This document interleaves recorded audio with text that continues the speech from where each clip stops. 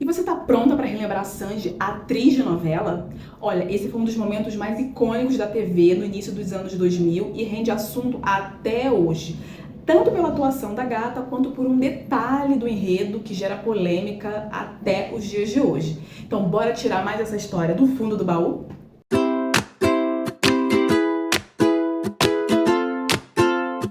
Mas antes do comeback, eu vou te fazer um grande pedido. Já larga o dedo no like agora, porque se você deixar pro final do vídeo, você esquece, tá bom? Já deu o seu like? Então bora tirar logo essa história do fundo do baú, porque essa novela é uma das que eu mais gosto de assistir na vida. Ela nunca passou no Vale a Pena Ver de Novo. Ela só foi exibida uma única vez no horário das 6, no ano de 2001.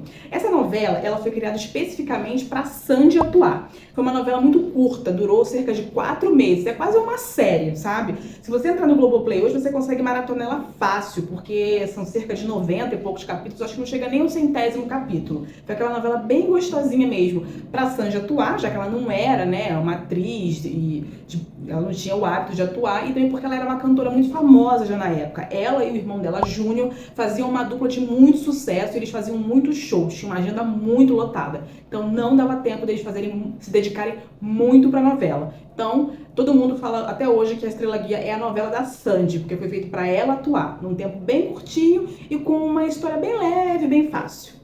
Bom, para quem não se lembra, Estrela Guia tem como pano de fundo o contato do ser humano com a natureza, a preservação do que a gente tem de mais belo e sagrado na natureza, além da convivência em harmonia e paz entre os seres humanos e a natureza. Bom, a história começa a se desenvolver mostrando os personagens Tony e Bob, que eram amigos e trabalhavam no mercado financeiro.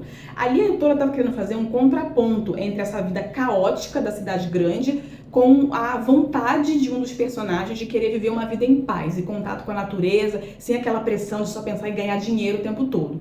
Nisso, o Bob, que vai vir a ser o pai da Cristal, conhece a Kalinda, que é uma americana que já vivia essa vida hippie, mais tranquila, e os dois se apaixonam, se casam e se mudam para uma cidade no interior de Goiás, chamada Pirinópolis. Lá, eles constroem a comunidade Jagatá, que é uma comunidade hippie. É porque a autora da novela escolheu a cultura hippie para ser o pano de fundo para desenvolver a história da adolescente Cristal. Bom, o Bob resolveu largar toda aquela vida caótica da cidade e se mudar para o interior com a Kalinda e viver uma vida hippie. Mas o Tony, amigo dele, permanece naquela vida fissurada ali em ganhar dinheiro, em fazer negócios, e eles acabam vivendo uma vida separada. Mas quando o Bob e a Kalinda têm a Cristal, eles chamam o Tony para batizar a Cristal e também se tornar o tutor dela. Então ele passa a ser o responsável pelos negócios, pelos bens, pela herança da Cristal, caso alguma coisa aconteça com seus pais. Uma passagem de tempo, passam-se quase 20 anos, Tony nunca mais voltou a ver o Bob, a Kalinda e a Cristal pessoalmente, e ele segue a vida dele caótica na cidade grande. Enquanto isso, a jovem Cristal vira uma bela adolescente, delicada, com uma voz linda, que canta mantras e vive em contato com a natureza na maior paz, amor e harmonia. E uma pausa para falar de uma coisa importante, porque a Sandy, ela era o ícone, ela era o acontecimento naquela época, e tudo que ela usava virava moda. Então vocês já sabem, né? Todo o visual e a moda hippie que ela usava naquela época fez o maior sucesso, voltou com tudo. Era bolsinha de palha, era colarzinho, era batinha. Eu até vim aqui no clima, ó, vim aqui com minha batinha florida, meu colarzinho hippie, para entrar no clima de Estrela Guia. Virou febre, gente. Todo mundo tinha uma roupinha tie-dye, um negócio assim bem riponga mesmo. E aí a história começa mesmo a se desenrolar quando os pais da Cristal morrem no incêndio. E aí o Tony fica sabendo da notícia e vai pra Jagatá para participar do enterro dos amigos e também para rever a afilhada, que ele só viu quando era uma bebezinha, quando ele batizou. Tony faz o convite para Cristal ir pro Rio de Janeiro com ele, para ela terminar os estudos lá e construir uma vida na cidade. Ele dá a opção dela ficar ou de ir com ele.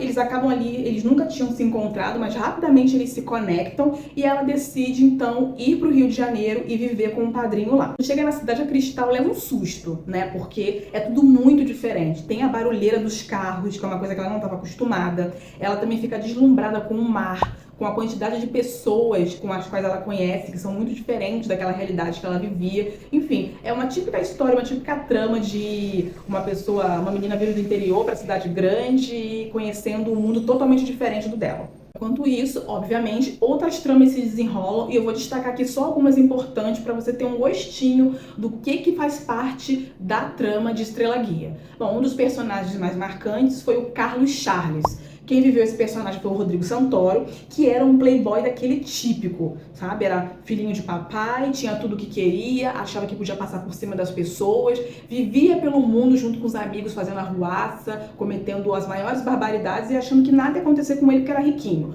Uma das cenas mais icônicas do início da novela passa-se em Brasília. O Carlos Charles está lá, fazendo loucuras com os amigos, e eles veem os moradores de rua e eles acabam ateando fogo em um dos moradores.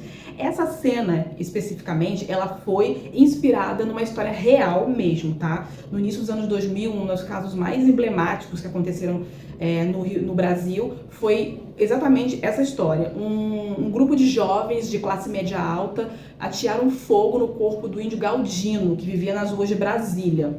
Essa foi uma das histórias mais tristes que aconteceram no início da década e que foi reproduzido pela novela Estrela Guia. As vilãs da história é exatamente a mãe do Carlos Charles, a Daphne com PH, que ela faz sempre questão de ressaltar que o nome dela é chiquérrimo porque tem PH. Ela é vivida pela ótima Lília Cabral e é aquela típica perua brasileira. Aquela pessoa que acha que porque é rica pode passar por cima de todo mundo, tratar todo mundo com grosseria e que o mundo está aos pés dela. Casada com Alaor, que é um fazendeiro riquíssimo do interior de Goiás e que também faz tudo pra ela. Faz tudo pra ela, deixa tudo nas mãos dela, ela é a deusa, a rainha pra ele. Bom, outra vilã fantástica dessa novela é a Vanessa, vivida pela Carolina Ferraz, que é ótima, gente. Sinceramente, não tem uma personagem da Carolina Ferraz que eu não gosto, porque a mulher, ela é boa. Tudo que ela faz, assim, não tem uma personagem que eu lembro assim e falo assim, nossa, foi ruim. A bicha é boa. E quando ela faz vilã, então ela é melhor ainda. Bom, a Vanessa, ela é noiva do Tony, o padrinho da Cristal. E ela é, assim, ela vive a vida neurótica pra casar com ele. Embora ela não goste dele, ela não ame o Tony, ela quer casar exclusivamente para manter o status, porque a Vanessa, ela é da alta sociedade carioca e é aquela coisa, como ela é da alta sociedade, ela tem que casar com alguém da alta sociedade, que no caso é o Tony. Mas mesmo não gostando dele, ela quer casar assim mesmo. Outra personagem marcante também da novela é a Gisela, que é vivida pela Thaís Versosa. Ela é filha da Vanessa. E bom, é aquela típica pobre menina rica, né? Revoltada com tudo. A menina tem tudo na vida, mora num apartamento maravilhoso, a mãe tem condições de garantir uma vida maravilhosa pra ela, mas ela tá sempre reclamando da vida, nunca acha que recebe atenção e amor suficiente e faz o estilo rebelde sem causa. O visual da Thaís Versosa também foi muito bacana nessa novela, eu particularmente gostei muito. Ela fazia um estilo assim meio punk rock e ela usava sempre muito preto, usava muito coturno, usava pulseiras de roqueira, e a Thaís mudou o visual dela total. Ela teve que descolorir o cabelo dela e ela tava sempre trocando a cor do cabelo da Gisela. Ela usou cabelo verde, usou cabelo rosa, usou cabelo laranja, enfim, foi um visual que realmente agradou a muitos jovens que assistiram na novela. Vocês estão percebendo, mas a intenção da novela era realmente ser uma trama pra jovem. Estrela Guia, inclusive, foi escrita com essa intenção de inaugurar um novo momento no horário das 18 horas, que tinha sempre novelas que falavam muito de época, de escravidão, eram histórias mais pesadas.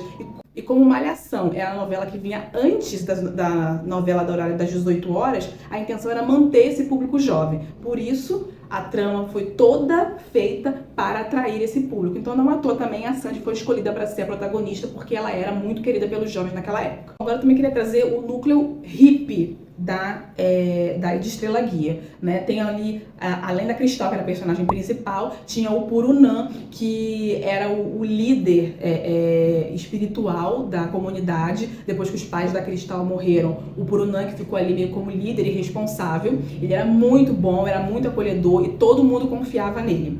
Outra personagem marcante também do núcleo hippie era a Sussucan, vivida pela Mônica Torres. Ela era uma hippie vilã, né? Ela tinha ali uma postura muito diferente e muito questionável em relação ao comportamento que uma comunidade hippie ali propagava entre as pessoas que viviam ali. Outra personagem marcante também foi a Suki. Ela era filha da Sussucan, vivida pela Fernanda Rodrigues. Ali nessa novela, a Fernanda e a Sandy viraram muito amigas. E elas viraram comadres, inclusive, são melhores amigas até hoje. Agora que eu fiz assim um mexidão aí pra vocês entenderem mais ou menos quais são os personagens da novela, vamos voltar pra trama principal, que é a história de Cristal e Tony.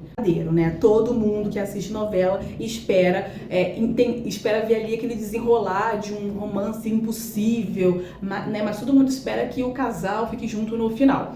E ali, no caso da trama principal, o casal principal era o Tony e a Cristal. E eu me lembro quando eles começaram a postar coisas, postar e hoje em dia na internet, né, amor?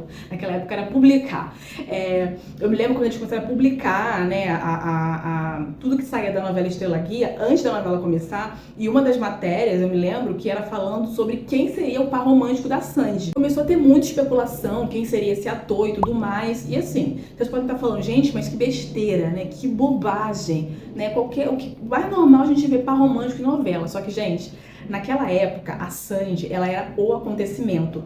Todo mundo queria saber o que acontecia na vida dela. Naquela época se falava muito quem queria saber se quem era o namorado dela, se ela já tinha beijado na boca, se ela era virgem, se não era, enfim, todas essas histórias. A própria Sandy que podia escolher com quem ela ia fazer essa novela, quem ia ser o par romântico dela. E eu não me lembro muito bem de todas as opções de atores, mas eu me lembro que na lista tinha o Rodrigo Santoro e tinha também o Guilherme Fontes.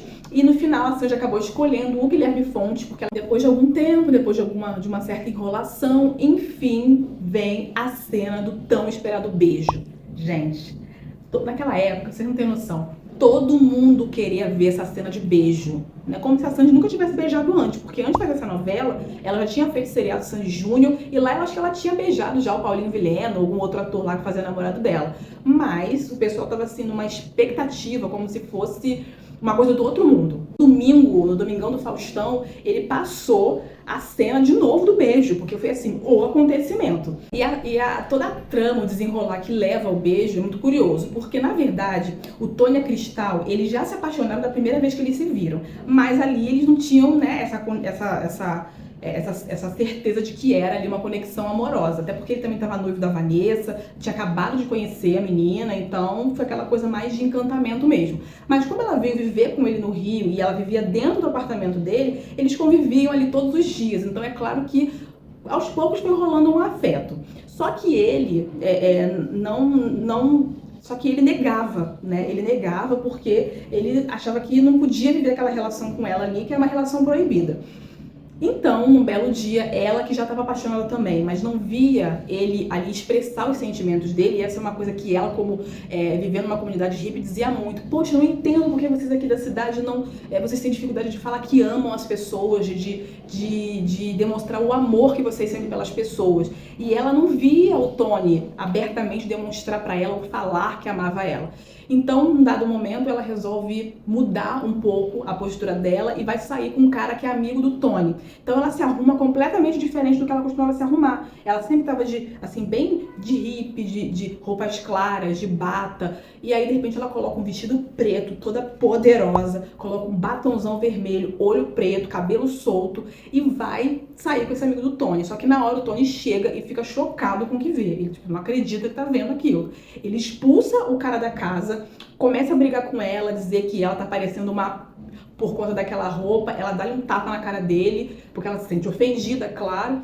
E aí ele começa a dizer que ela não precisa se vestir daquele jeito, que ela é muito bonita do jeito que ela é, e ele começa a tirar o batom da boca dela, até que rola o beijo. Mas depois disso, o Tony acaba fugindo da Cristal, porque ele entende que não pode se relacionar com ela pelo fato de ser tutor dela.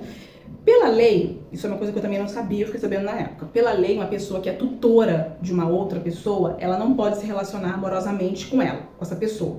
Só que, por conta disso, ele marca o casamento com a Vanessa, decide seguir e se casar com a Vanessa pra tentar esquecer a Cristal. Só que antes de casar, ele descobre através do Purunã que a Kalinda, mãe da Cristal, tinha deixado um documento assinado por ela autorizando a relação entre eles, ou seja, já previa que a filha estava no destino do Tony e o Tony no destino da filha, que eles iam ficar juntos. Então ela deu autorização para que eles pudessem ficar juntos e aí o Tony desiste do casamento e resolve assumir o seu amor pela Cristal.